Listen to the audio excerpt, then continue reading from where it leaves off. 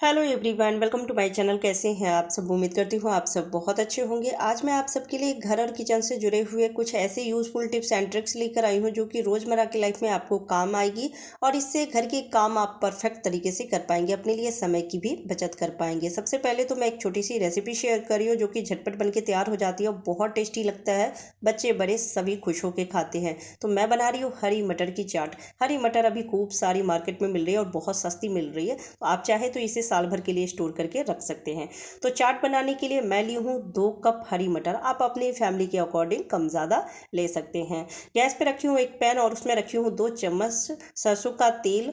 और जब तेल गर्म हो गई है 1/4 चम्मच जीरा रखी हूँ। जीरा चटक गई है, थोड़ा सा हींग रखती हूँ और सारे मटर रख दी हूँ। अब इसमें रखी हूँ नमक स्वाद के अनुसार और 1/4 चम्मच लाल मिर्च पाउडर। आप कितना तीखा बनाना चाहते हैं इस चाट को, उसके हिसाब से आप रख सकते हैं। आप चाहे तो हरी मिर्च भी एक चॉप करके रख सकते हैं, लेकिन अगर बच्चों के लिए बना रहे हैं तो आप हरी मिर्च नहीं रखिएगा, स्किप कर दीजिएगा। अब इसे ढक के 5 मिनट के लिए पकने देना है। तो गैस का फ्लेम लो टू मीडियम रखिएगा, नहीं तो मटर जल भी सकती है, मसाले भी जल जाएंगे।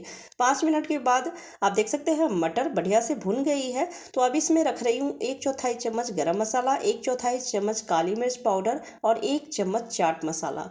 और इसे चला के 1 मिनट के लिए इसी तरह से भून लेंगे। और अब ये चाट तैयार है। शाम के टाइम में हल्की फुल्की भूख लगी है, चाय के साथ कोई चटपटा खाने का मन हो या फिर बच्चों को अगर चटपटा खाने का मन हो तो ये हरी मटर की चाट बना के दे सकते हैं, झटपट बन के तैयार हो जाती है।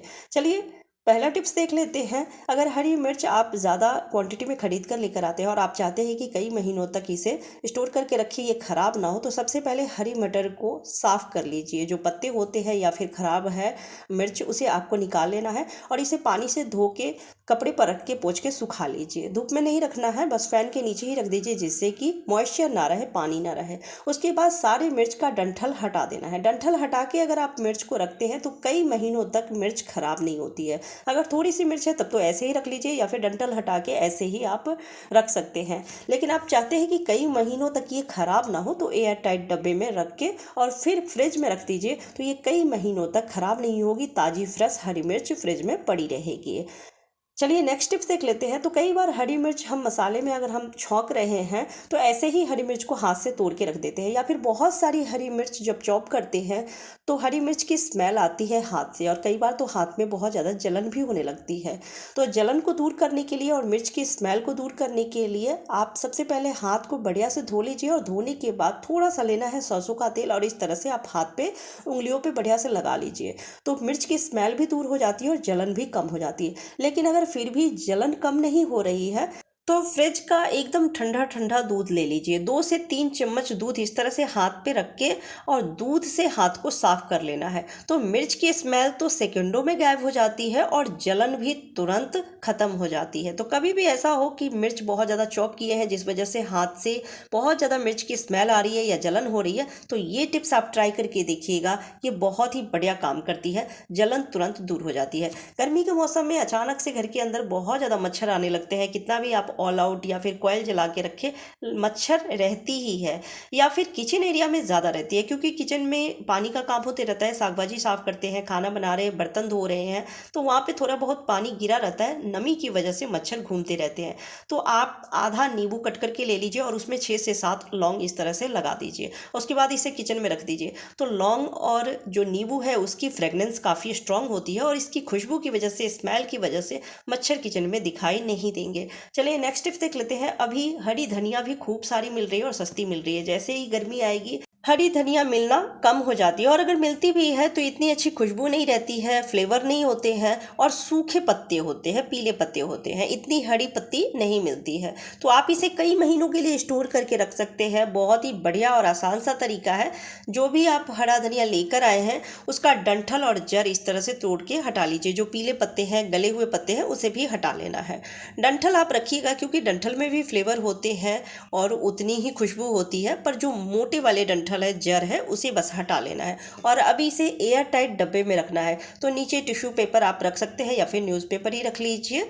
टिश्यू पेपर रख के और उसके बाद सारी हरी धनिया को इस तरह से रख लीजिए। इससे होगा कि ये कि इसमें जो मॉइस्चर है तो वो टिश्यू पेपर एब्जॉर्ब कर लेगी। आप चाहे तो ऊपर से भी एक दो रख सकते हैं टिश्यू पेपर, और अब इसे बंद करके फ्रीजर में रख दीजिए। तो ये कई महीनों तक ताज़ी फ्रेश बनी रहेगी, ख़राब नहीं होगी। फिर आपको किसी रेसिपी में रखना हो या फिर चटनी बनानी हो, घर में ही आपको ताज़ी फ्रेश हरी धनिया मिल जाएगी।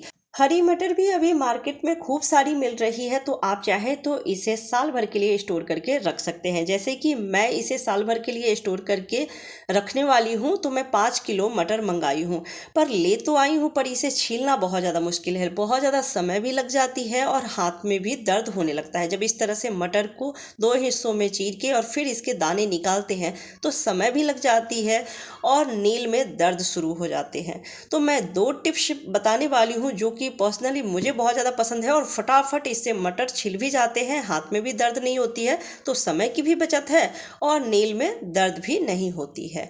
वैसे तो एक तरीका और है, जैसे थोड़े से मटर आप लेकर आए हैं और अगर उसे बहुत जल्दी ख़त्म करने वाले हैं तो आप पानी गर्म कर लीजिए। जितना मटर आप छील के रखने वाले हैं उसके हिसाब से आप पानी ले लीजिए और पानी को गर्म कर लेना है बढ़िया से। जब एक बॉयल आ जाए पानी में तो गैस बंद कर दीजिए और सारे मटर को उस पानी में रख देना है और ढक के 5 मिनट के लिए छोड़ दीजिए। इससे होता ये है कि जो छिलका है मटर का वो सॉफ्ट हो जाती है। फिर सारे मटर को छान के आप एक कपड़े पे निकाल लीजिए और उसे कपड़े से कवर करके हथेली से जब रफ करेंगे तो दाने अलग हो जाते हैं और छिलके अलग हो जाते हैं। लेकिन इससे मटर पक जाते हैं। वो मटर आप बहुत ज़्यादा दिन तक स्टोर करके नहीं रख सकते हैं। अगर आपको मटर को स्टोर करके रखना है 1 साल के लिए तो इसी तरीके से मटर को अगर छीलते हैं तो ज़्यादा बेहतर रहती है, क्योंकि मटर इससे पकते नहीं हैं और फिर लंबे टाइम तक आप इसे स्टोर करके रख सकते हैं। तो मैं 2 तरीका बताती हूँ जिससे कि आसानी से आप इसे छील पाएंगे। तो पहला तरीका है, आप ले लीजिए सिफ्टी पिन, और सिफ्टी पिन से जब आप इस तरह से चीरा लगाते हैं तो जो जहाँ से ज्वाइंट रहती है मटर वो खुल जाती है। तो आपको नेल से इसको खोलने की ज़रूरत नहीं पड़ती है। और फिर सारे दाने निकाल लीजिए, फटाफट इस तरह से हल्का सा चीरा लगाइए और मटर के दाने निकाल लीजिए। इससे समय की भी बचत होती है और हाथ में दर्द भी नहीं होती है। तो ये तरीका बहुत ही बढ़िया है। सिफ्टी पिन लेके और मटर में इस तरह से आपको चीरा लगाना है जिससे कि इसकी ज्वाइंट खुल जाती है और आसानी से सारे दाने आप निकाल सकते हैं।